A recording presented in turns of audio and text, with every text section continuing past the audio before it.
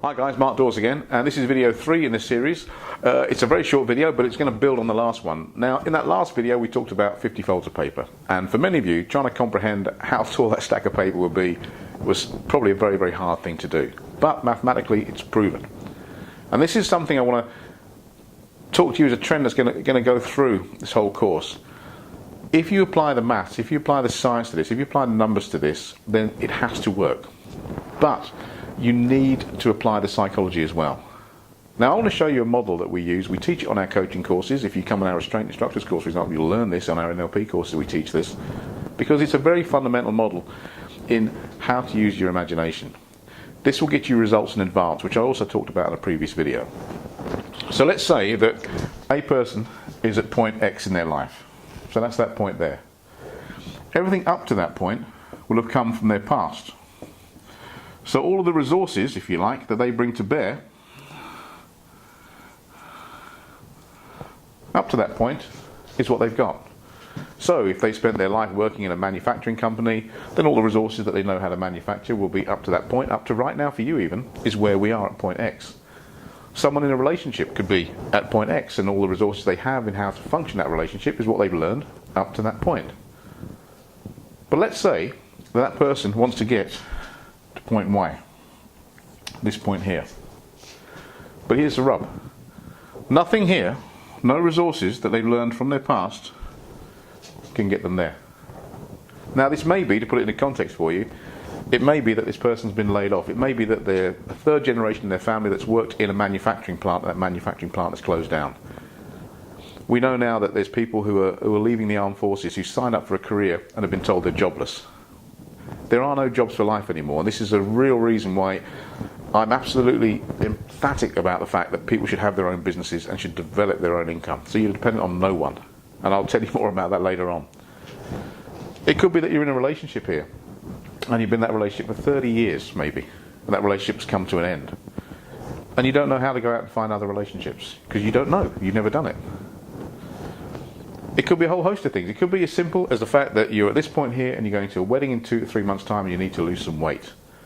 So the mechanics of this can be applied very, very simply. The question is, how do you achieve this? How do you get from there to there quickly? Well, I'm going to tell you a secret, and a secret we're actually going to explore further on in this course. Your mind, your brain, does not know the difference between reality, in fact what you think you're seeing, and perception, in fact what you're imagining.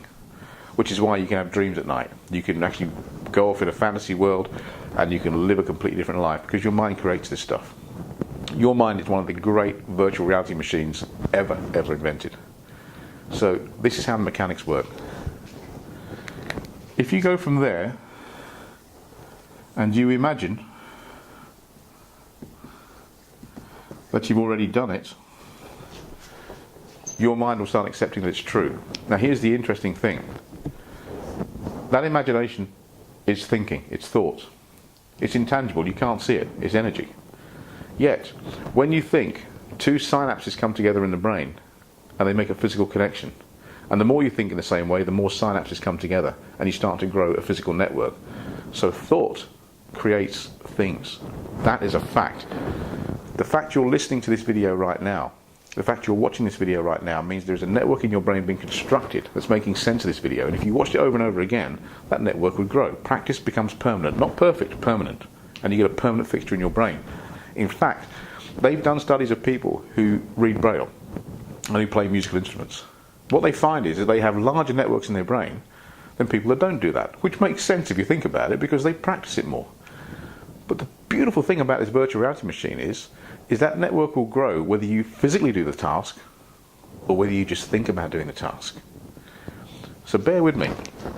Let's imagine you've got the outcome you want. And you can see, hear, and feel what it likes to experience that outcome. So this is real. Now, Olympic athletes can do this well. They can do this exceptionally well. And we're going to teach you stuff that Olympic athletes learn on this marketing course. Once you've done that, you can see it, hear it, and you can feel it. Your brain accepts that it's been done.